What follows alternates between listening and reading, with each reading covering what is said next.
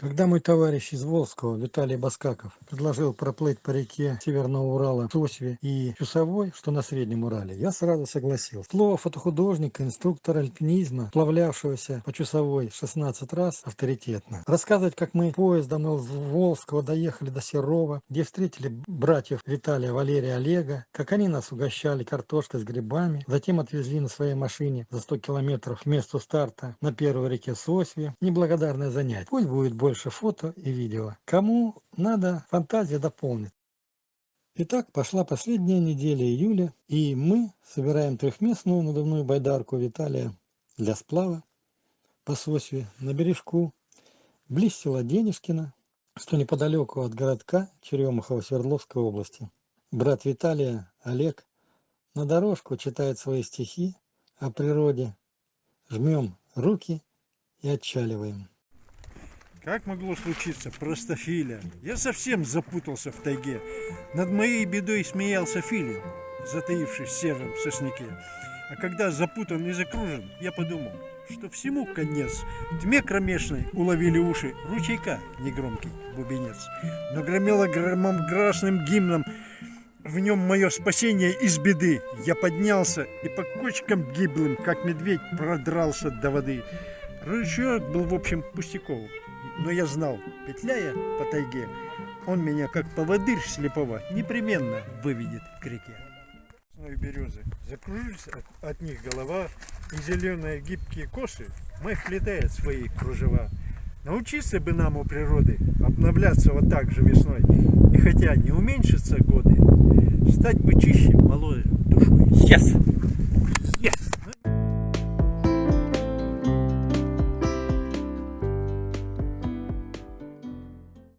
10 лет назад мы с Виталием после прогулки на вершину Северного Урала Денежкин камень уже сплавлялись на надувной лодке по речкам Койве и Чусовой. Так что у меня был небольшой опыт и было с чем сравнивать нынешние эмоции. Остановка для того, чтобы запечатлеть русло Сосвы, и вдалеке Денежкин камень. Гора. Могучая гора. На этой горе я был. Вот в этой команде с Баскаковым 15 лет назад. Да, красота. Мы отчалили в 3 часа, да? И вот такая 3:15 по Сосве.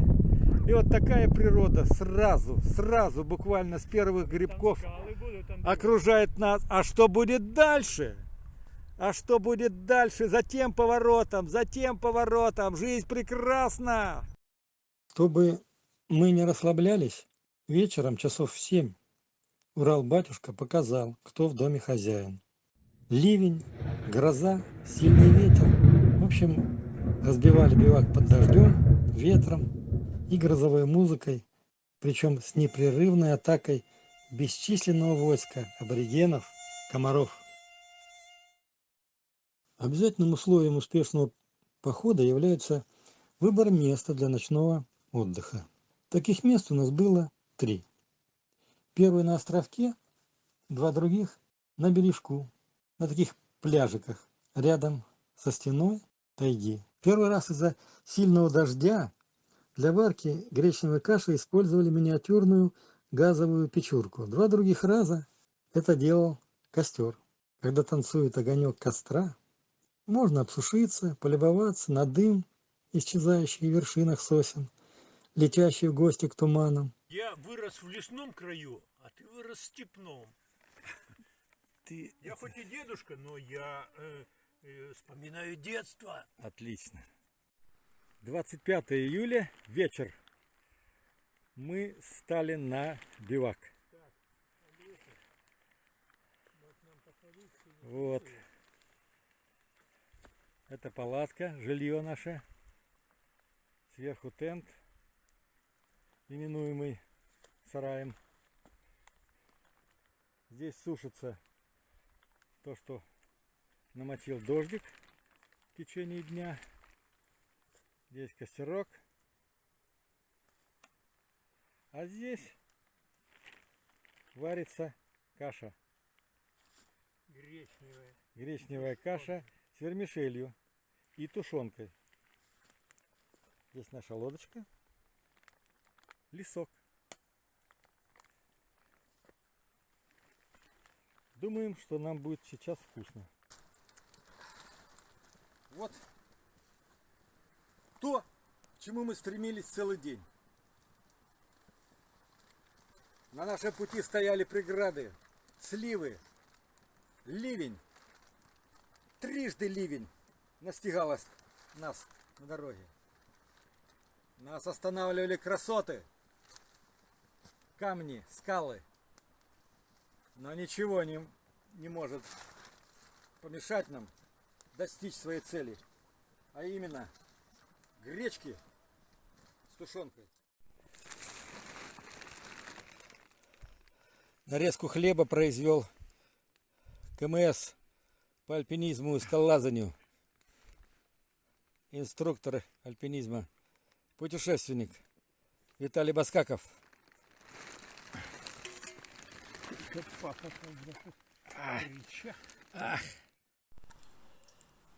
Завтрак. Таежный завтрак на реке Сосьва. Сегодня у нас блюдо: грибы, тушенка, гречка, вермишель и, прошу заметить особо, крапивный лист. Сегодня нам предстоит где-то полдня ходу впереди. Вот. Ребята-комарики не перестают ни днем, ни ночью, поэтому я вот вещаю в таком обличии. Ну, когда кушать, я сейчас так вот приподниму и, конечно, будем кушать. Все у нас по таежному, все у нас по походному. Погода отличная, сейчас будет солнышко. Ночью, конечно, дождик шел, как и предсказывали метеорологи. Ну и приступаем. И после этого, каким бы ни был день, в голове всегда спокойно, крошечные сомнения уходят, жизнь становится правильной. Единственным минусом было отсутствие гитары. Ну ничего, мы и без нее делали концерты лесным жителям. Судя по тому, что ни рычания, ни лая из лесу не раздавалось, можно сделать вывод, Эх, что мамочка, наши песни на саночках нравились. каталась я не с тем. Да. Последний, случайный, последний троллейбус по улицам мчит, вершит по кульварам круженье, чтоб всех отыскать, потерпевших в ночи. Крушенье, крушенье, чтоб всех подобрать, потерпевших в ночи. Крушенье, крушенье. 3 часа дня, синее небо, над бегущими по берегам деревьями, тайги, легкие облачка, прохладно, речка полноводна, бежит быстро. Жизнь хороша. 10 лет назад мы с Виталием после прогулки на вершину Денежкиного камня уже сплавлялись по речкам Койве и Чусовой. Так что у меня уже был небольшой опыт и было с чем сравнивать эмоции, пейзажи, которые я увижу сегодня.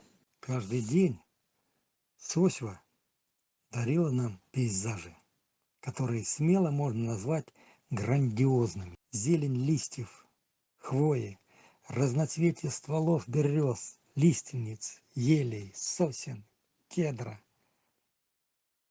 и гладь, несущей стремительно нас воды. Особый восторг, который можно было выразить только междометиями, вызывали скалы. на десятки метров поднимавшиеся над рекой, то на правом, то на левом берегу. Отвесные стены камней, так скалы называют на Урале, были в узорах мхов, лишайников, держали на ладонях выступов, в изломах вершин то сосенку, то березку. Наводи фотоаппарат, телефон, успевай только снимать, да не потеряй весло. Наше путешествие по реке Сосьве на Северном Урале окончилось на бережку возле станции на железной дороге Урал-Золото. И можно было бы на восторгах ставить точку. Однако на всем протяжении отрезка реки, что мы прошли, за исключением десятка километров до впадания с левого берега речки Шагультан, мы не встретили ни одного рыбака, мы не встретили ни одного всплеска, мы не видели ни одного всплеска и круга на воде от хвоста рыбы. Мы не увидели в воде ни одного малька. Да, уточки плавали, но рыбы не было. В месте впадения Шагультана Сосьва превращается в мертвую реку. Как рассказали местные жители, как можно было бы прочесть в местной газете Серова, виной всему попадание в Шагультан токсичных минеральных взвесей, образующихся при добыче руд. Ну, известно, что Урал богат рудами. Ну что, эти же руды не только создают мощь страны, но и травят реку, я не знал. Если бы не родники, не скважины, людям пришлось бы оставить свою малую родину. А ведь Сосьва несет свои воды в другие реки, на берегах которых также стоят избы, школы, больницы, детские сады. Быть может, и на перевале Дятлова что-то подобное произошло. Знает ли об этом правительство наше? Такой вот он Урал северный, красивый и опасный. За ту черту земного рая, к тем родникам воды живой, в которых, жажду утоляя, глаза светились синевой. Мы так давно там не бывали, серее стал оттенок глаз. Хочу, чтоб вновь лесные дали встречали радугами нас. Не посчитай за фантазера, не торопи меня домой, я приглашаю на озера глаза наполнить синевой. В лес уйти не от жизни, а к жизни. Дятлов слушать, ловить окуней, чтоб дыхание любимой отчизны ощущать и осмыслить полней. Забирает нас оторопь что-то, а хотелось бы жить не спеша. Оскуднеть в постоянной работе может быстро вещунья душа, и поэтому в будни и в праздник не подвластный совсем куражу. От лихих и душевных соблазнов, как и прежде, я в лес ухожу. Ой ты, край мой суровый, но милый, я люблю твою вольную тишь, как ты просто даруешь мне силы, как легко бережешь и хранишь.